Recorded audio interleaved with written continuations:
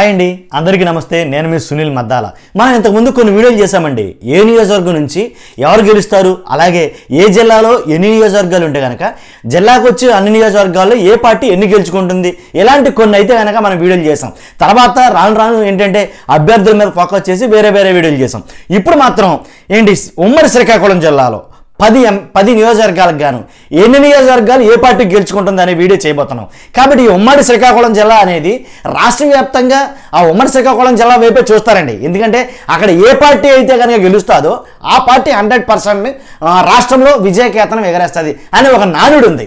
So దాన్ని బట్టి ఉమ్మడి శ్రీకాకుళం జిల్లాలో ఉన్న అంటే మొత్తం ఉమ్మడి శ్రీకాకుళం జిల్లాలో ఉన్న నియోజకవర్గాలు అన్నీ కలిపి 10 ఉన్నాయి.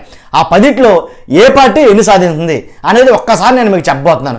అలాగే చాలా సర్వేలు అయితే ఉమ్మడి శ్రీకాకుళం జిల్లా నుంచి వచ్చినాయి.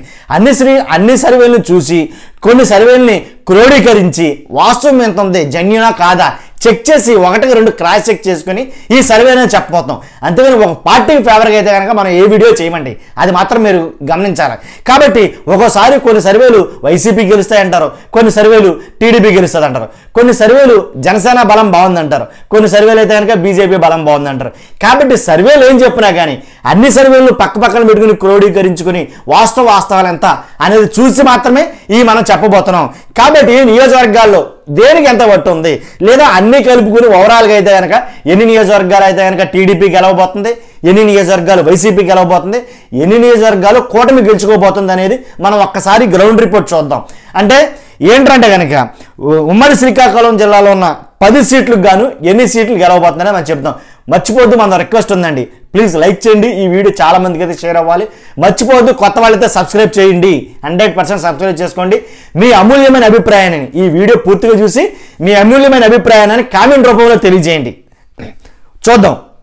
ఇచ్చాపురం నుంచి వైసీపీ తరఫున పెరియ విజయ, అలాగే టీడీపీ తరఫున బెందాలం అశోక్ పోటీ చేస్తున్నారండి. బెందాలం అశోక్ తెలుసు మీకు, సిట్టింగ్ ఎమ్మెల్యే. అలాగే ఈ ఇచ్చాపురం పెరియ విజయ బెందాలం అశోక్ చూసుకుంటే కనుక సిట్టింగ్ ఎమ్మెల్యే. వాస్తవానికి అండి, ఏ సిట్టింగ్ ఒకసారి గెలిచిన తర్వాత ఏపీలో కానీ తెలంగాణలో కానీ తెలుగు రాష్ట్రాల్లో ఎలా ఉంటుందంటే, ఒకసారి గెలిచిన తర్వాత ఆ ఎమ్మెల్యేని రెండోసారి మళ్ళీ గెలిపిస్తారా లేదా అనేది కొంచెం అయితే కనుక ఆలోచిస్తారండి. కాబట్టి సిట్టింగ్ ఎమ్మెల్యేల మీద ఎక్కువ తీవ్ర అసంతృప్తి అయితే ఏమంటే కొంతమంది మీద ఉంటుంది.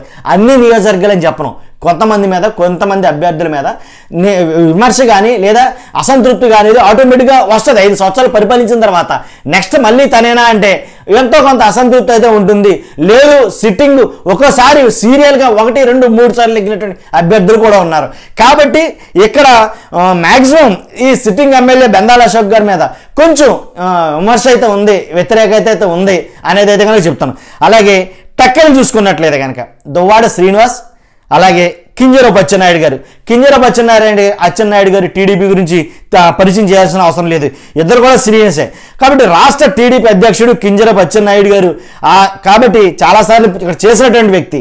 కాబట్టి ఇక్కడ ఎలా జరుగుతుంది, దువ్వాడ శ్రీనివాస్కి వైసీపీ, అలాగే కింజరాపు అచ్చెన్నాయుడికి హోరాహోరీ పోటీ అయితే కనుక ఉంటుందండి. ఎవరు కూడా వీక్గా అయితే లేరు, ఇద్దరు కూడా దెబ్బగా అయితే కనుక ఉంటుంది అక్కడ. అలాగే ఆమదాల వలస చూసుకున్నట్లయితే కనుక తమ్మినేని సీతారాం, కోన రవికుమార్ ఇద్దరు కూడా. ఇప్పుడు తమ్మినేని సీతారాం అంటే మీకు తెలుసు ఆల్రెడీ, ఎందుకంటే స్పీకర్ చేసినటువంటి వ్యక్తి వైసీపీ తరఫున. అలాగే కోన రవికుమార్, ఈయన కూడా సీనియర్. కాబట్టి ఇద్దరు కూడా ఇక్కడ కొంచెం టీడీపీకే ఎడ్జ్ ఉంది అనేది చెప్పొచ్చు. ఎందుకంటే తమ్మినేని సీతారాం మీద చాలా వ్యతిరేకత అయితే వచ్చింది, అది అందరూ తెలిసిన విషయం. అంటే అన్ని ఛానల్లోనూ చూపించారు కూడా. కాబట్టి ఇంకా మనం చెప్పుకునే అవసరం లేదు, కోన రవికుమార్ గారు కొంచెం ఎడ్జ్ ఉంది. అలాగే నర్సన్నపేట నుంచి ధర్మాన కృష్ణదాస్, బొగ్గు రమణమూర్తి గారు. ఇలా చూసుకుంటే కనుక ధర్మాన కృష్ణదాస్ మీద కూడా కొద్దిగా గొప్ప వ్యతిరేకత ఉంది. బొగ్గు రమణమూర్తి గారి మీద కొంచెం ఎక్కువ ఎక్కువ ఎడ్జు బొగ్గు రమణమూర్తి గారికి అయితే టీడీపీ చూపిస్తుంది. అలాగే పలాస చూస్తే కనుక డాక్టర్ సిదిరి అప్పలరాజు గారు మంత్రి, అలాగే గౌతు శిరీష గారు. కాబట్టి ఇక్కడ సిదిరి అప్పలరాజు గారి మీద కూడా వ్యతిరేకత ఉంది 100%. కాబట్టి గౌతు శిరీష, ఏదైతే గౌతు ఫ్యామిలీ నుంచి గౌతు శిరీష గారు టికెట్ ఇచ్చారో ఇక్కడి నుంచి కూడా టీడీపీ కొంచెం ఎడ్జ్ ఉందని అయితే చెప్పుకోవచ్చు. అలాగే పాతపట్నం రెడ్డి శాంతి, మామిడి గోవిందరావు హోరాహోరీ ఉంటుందండి ఇక్కడ. ఎందుకంటే రెడ్డి శాంతి గారికి కానీ మామిడి గోవిందరావు గారు కనుక చాలా క్వీన్ కంటెస్ట్ అయితే కనుక ఇక్కడ ఉంటుంది అని అయితే కనుక సర్వేలు అన్నీ చెప్తున్నాయి. కాబట్టి పాతపట్నం నుంచి గెలుపు ఎవరికి సునాయాసంగా అయితే రాదు, 100% పోటీ అయితే కనుక ఇక్కడి నుంచి ఉంటుంది. అలాగే శ్రీకాకుళం చూస్తే ధర్మాన ప్రసాదరావు గారు, అలాగే గొండు శంకర్ గారు. కాబట్టి గొండు శంకర్ గారికి అనూహ్యంగా ఈ శ్రీకాకుళం నుంచి గొండు శంకర్ గారికి అనూహ్యంగా టిక్కెట్ దొరికింది. యాక్చువల్గా అయితే కనుక ఇక్కడ గొండు శంకర్ గారి మీద కూడా వ్యతిరేకత ఉంది. టీడీపీ గొండు శంకర్ గారి మీద వ్యతిరేకత ఉంది. అలాగే తమ పార్టీ అభ్యర్థి తమతో కలవకుండా ప్రత్యామ్నాయంగా అవసరమైతే స్వతంత్ర అభ్యర్థిగా ఇక్కడ తెలుగుదేశం నుంచి ఎవరైతే ఇన్ఛార్జ్ ఉన్నారో టిక్కెట్ ఇవ్వలేదు, ఆయన స్వతంత్ర అభ్యర్థిగా పోటీ చేసే అవకాశాలు ఉన్నాయి. ఇక ధర్మాన ప్రసాదరావు గారు చూస్తే కనుక ఈయన సీనియర్ మోస్ట్ నాయకుడు ఈయన కూడా. కాబట్టి ఈసారి 100% అంటే హోరాహోరీ పోటీ అయితే ఉంటుంది. కొంచెం ఎడ్జ్లో వైసీపీకే ఉంది ఇక్కడి నుంచి చూస్తే కనుక. అలాగే విజయనగరం లోక్సభ పరిధిలో ఉన్నటువంటి హెచ్ఆర్లో చూసుకుంటే కనుక హెచ్ఆర్ల నుంచి కిరణ్ కుమార్ గారు, అలాగే ఇక్కడ ఈ సీటు బీజేపీకి ఇవ్వడం జరిగిందండి. హెచ్ఆర్లో అసలు సంబంధం లేని స్థానం, సంబంధం లేని అభ్యర్థి.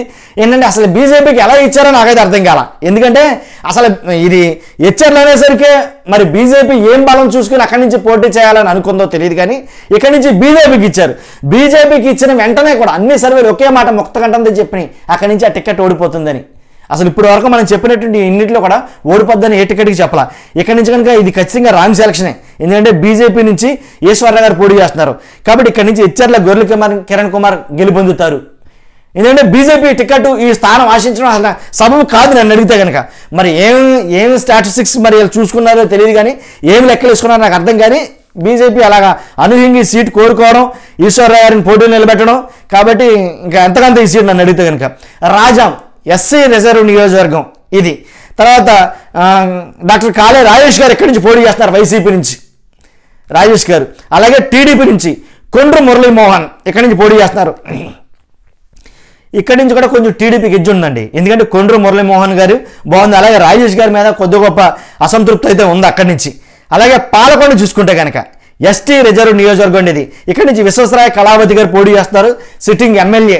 ఏంటి మంచి పేరు ఉన్నటువంటి వ్యక్తి కాబట్టి ఆల్రెడీ మంచి ఎలా అంటే అక్కడ ప్రజలు బాగా ఎక్కువగా ఈవిని ఆదరిస్తారు. అలాగే ఇక్కడి నుంచి ఈ సీటు అనూహ్యంగా జనసేన తీసుకుని నెమ్మగా జయకృష్ణకి ఇచ్చింది. ఇది కూడా రాంగ్ సెలక్షన్ అంటాను నేను. ఎందుకంటే కనుక అసలే ఎస్టీ రిజర్వ్ నియోజకవర్గం కొద్ది గొప్ప జనసేన తీసుకుందంటే అసలు ఏ రకంగా అక్కడి నుంచి తీసుకుందో నాకైతే అర్థం కాల. కాబట్టి ఎస్టీ రిజర్వ్ నియోజకవర్గం కానీ ఎస్సీ రిజర్వ్ నియోజకవర్గం కానీ ప్యూర్లీ నా పర్సనల్ ఒపీనియన్ ఏంటంటే కనుక ఎస్టీ రిజర్వ్ నియోజకవర్గాలు కానీ ఎస్సీ రిజర్వ్ నియోజకవర్గాలు కానీ జనసేన పోటీ చేయకపోవడమే మంచిది. ఎస్ నిజమండి, ఎందుకంటే అక్కడి నుంచి గెలవడం అసలు అసాధ్యం నన్ను అడిగితే కనుక. కాబట్టి మరి ఏం లెక్కలు వేసుకుని మరి ఇక్కడి నుంచి పాలకొండ నుంచి సీటు ఆశించి సీటు ఇక్కడి నుంచి పోటీ చేశారు నాకైతే తెలియదు. ఇంకా పోటీ చేస్తే గెలిచే సీట్లు చాలా ఉన్నాయి. ఆ సీట్లన్నీ వదులుకొని వచ్చి ఇక్కడ పాలకొండ నుంచి పోటీ చేశారు వాళ్ళు. అదే నాకు అర్థం కాలేదు, ఇప్పటికీ అర్థం కాలేదు. కాబట్టి ఇక్కడి నుంచి ఈసారి కూడా విశ్వేశ్వరయ్య కళావతి నెగ్గొచ్చు. అంటే ఆల్రెడీ 2 times నెగ్గారు కదా, మళ్ళీ ఈసారి నెగ్గుతారా అంటే కనుక అంటే అక్కడ ఆ స్ట్రాంగ్ అభ్యర్థి లేరు, స్ట్రాంగ్ అపోనెంట్ లేడు. కాబట్టి ఇక్కడి నుంచి జనసేన చాలా కష్టం అవుతుంది నన్ను అడిగితే కనుక. ఒకవేళ ఏదైనా మార్పులు చేర్పులు జరిగి అంటే కూటమికి గాలి బలంగా వీస్తే ఒకవేళ ఏమో చెప్పలేం అది. కాబట్టి ఇలాగ మొత్తం మనం చూసుకున్నాం.